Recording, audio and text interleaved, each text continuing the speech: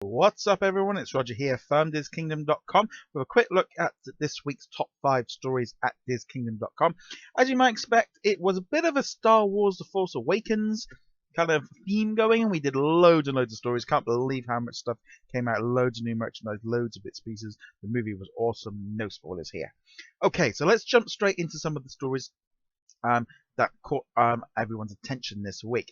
So let's kick off first off with some new Vinylmations that got released, including, so we have a brand new set of 8 Vinylmations, 7 commons and a chaser. So we have BB-8, we have Stormtrooper, we have Rey, we have Kylo Ren, we have Finn, Poe, and C-3PO with the red arm.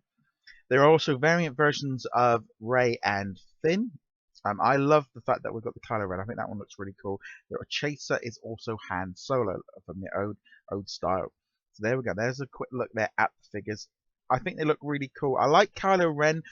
I like the Stormtrooper, but it's kind of very, very similar to the one that we saw in the previous eaches. I'm gonna be honest, not too keen on the faces of these ones here. Kind of, I think we've seen these faces so many times on the different Marvel and the Star Wars ones over the years. I can't say I was blown away with the excitement, but I do want to pick up that Kylo Ren one.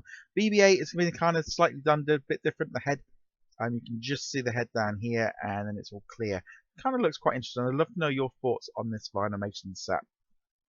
Jumping into an entirely different story now, we have Deadpool's 12 Days of Christmas, or 12 Days of Deadpool, I should say.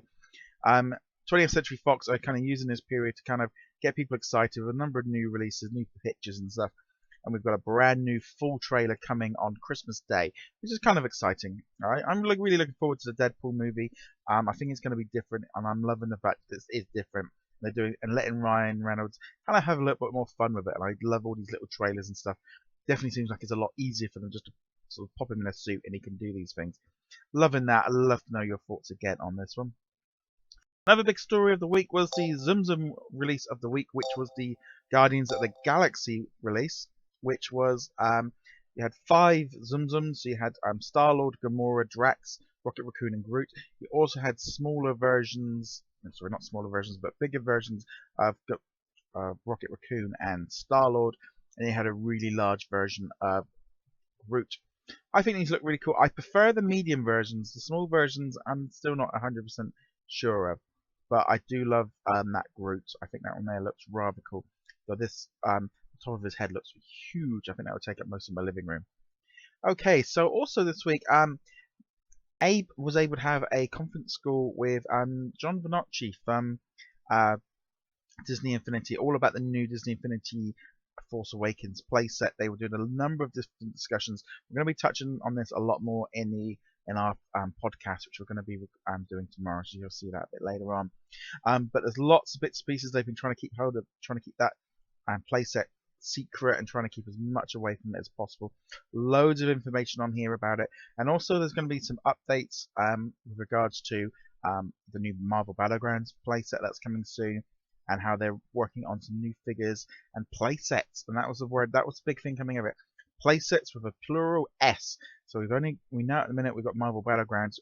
But it looks like we could be getting some more playsets for 3.0. Love to know your thoughts on this, and as I said, we're going to be discussing this in a little bit more depth later on. And finally, one of the other big stories of the week, which really kind of sums up the Vinylmation thing at the minute, where the D Street, which is the home of Vinylmation in Walt Disney World, has now, all the vinyls have been moved to the Pin Collectors, and the store has now become the Star Wars Galactic Outpost store. This one looks really kind of interesting, so big thank you to Dirk Wallen for sharing this image. The entire store has now been given a complete Star Wars makeover. The only vinyls you'll find in there are Star Wars ones.